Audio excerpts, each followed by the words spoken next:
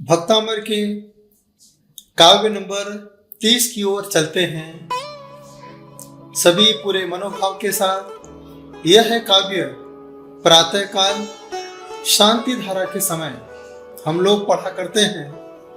यह काव्य अपने आप के लिए बहुत प्रभावशाली है। 30 नंबर काव्य। पहले मैं चाहता हूं आप इस काव्य को आत्मसात करें। यह काव्य आपको बाहरी हवा से बचाता है, आपके अंदर ऊर्जा पैदा करता है, एक एनर्जी लेवल बढ़ाता है। इसीलिए हम लोग प्रातःकाल शांति धारा के साथ यह काव्य उच्चारित करते हैं और पूरे मनोभावना के साथ इस काव्य को शुद्ध करें। कुंदावदात चल चामर चारु शोभम। कुंदावदात चल चामर चारु शोभम। विभ्राजते तव वपुः कलधौत कांतम। विभ्राजते तव वपुः कलधौत कांतम। उद्यत शशांक शुचि निर्झर वारिधार। उद्यत शशांक शुचि निर्झर वारिधार। मुच्चै स्तटम सुर गिरेरिव सात कौम्भम।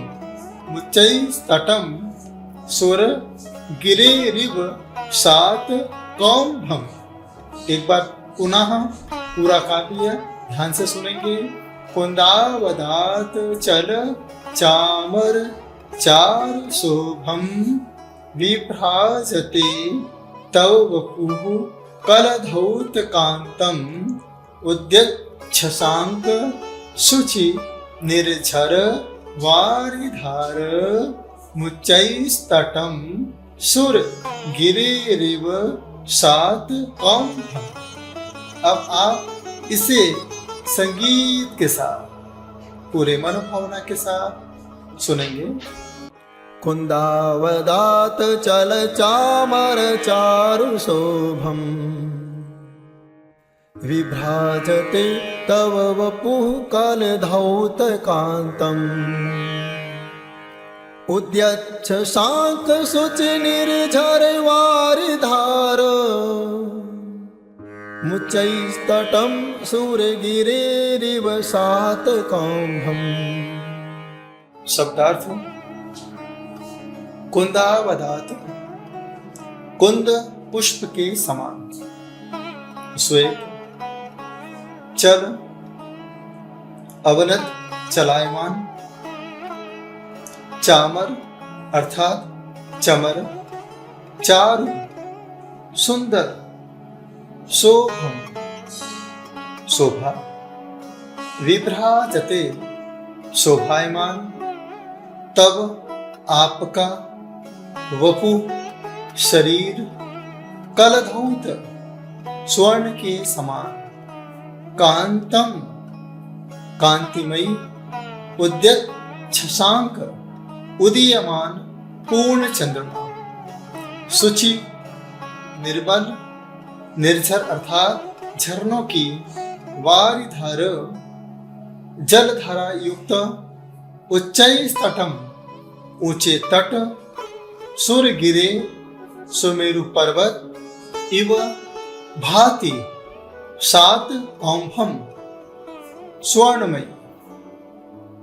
आचार्य मानतुंग स्वामी भावार्थ के रूप में कहना चाहते हैं, हे जिनेन्द्र, कुंद पुष्प के समान धवल उज्ज्वल ढूंढते हुए चवरों की शोभा से स्वर्ण के समान आभा वाली आपकी देह ऐसी सुशोभित हो रही है जैसे मानो चंद्रमा की किरणों के समान उज्ज्वल निर्मल जल का स्वर्णमयी सुमेरु पर्वत के दोनों ओर से कोई शुभ्र झरना ही बह रहा हो।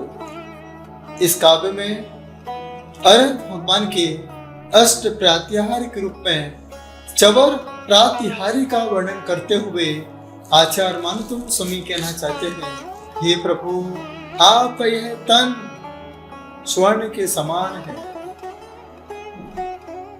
और जो इंद्र चवर ढुरा रहे हैं, एक नहीं दो नहीं 64 चवर ढुरा रहे हैं। ये 64 चवर कुंद पुष्प के समान अर्थात चांदी के समान शोभायमान हो रहे हैं।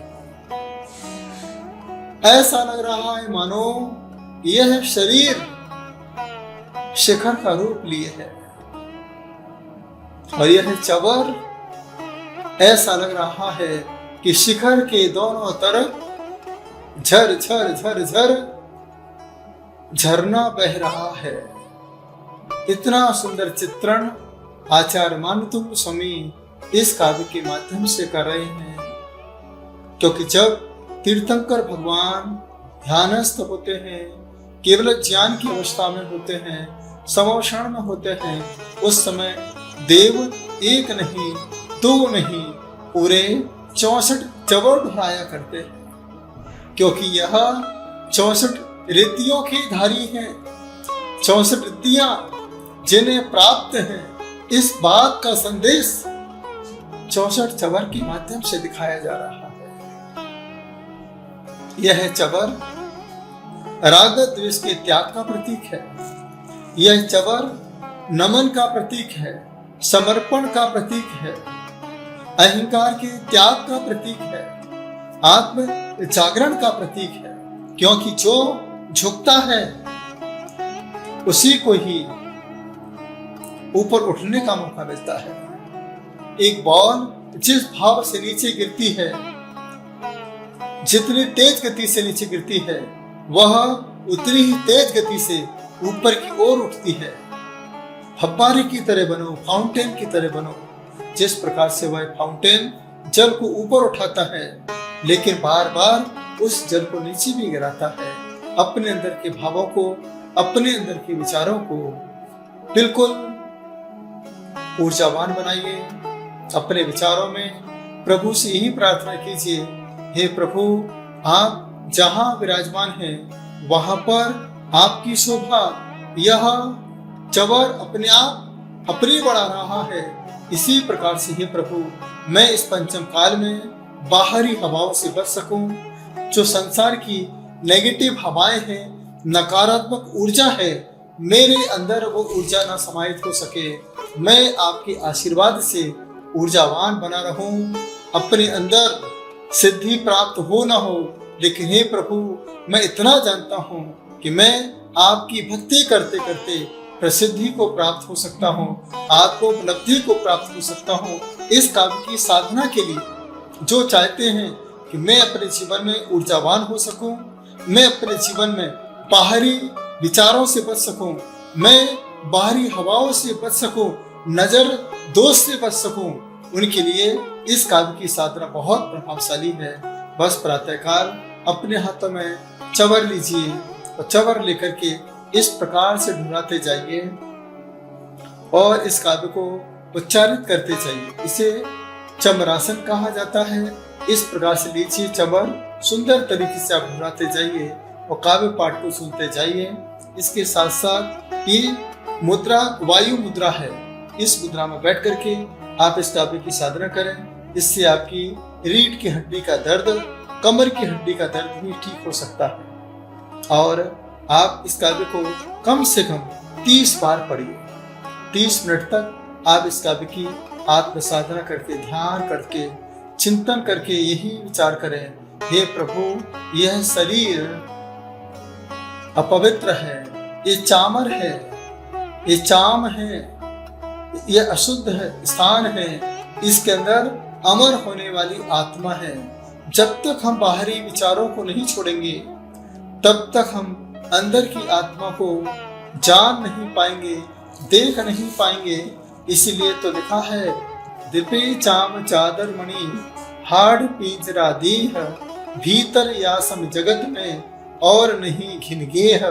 यह शरीर 9 द्वार से मिश्रित अशुद्धि का स्थान है और इसके अंदर एक आत्मा है जो आनंद का अनुभव करती है, अपने आत्मा में आनंदित रहती है। लेकिन इस चाम के चक्रव्यूह में फंस करके मैं स्वयं की आत्मा को नहीं पहचान पाया। अपने आप को पहचानने के लिए यह काव्य आपके साथ है।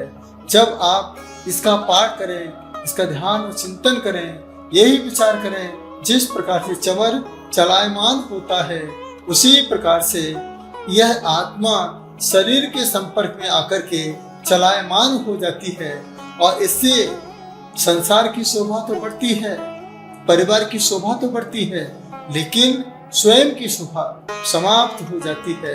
हे प्रभु, बस मैं अपने आत्मा की शोभा बढ़ाना चाहता हूँ। जो चवर है ये बाहरी शोभा है, क्योंकि ये चामर की शोभा बढ़ाते हैं, लेकिन हे प्रभु मैं तो अपने अंदर की आत्मा की शोभा बढ़ाना चाहता हूँ। इस भाव के साथ आप इस काव्य की आराधना करें, साधना करें।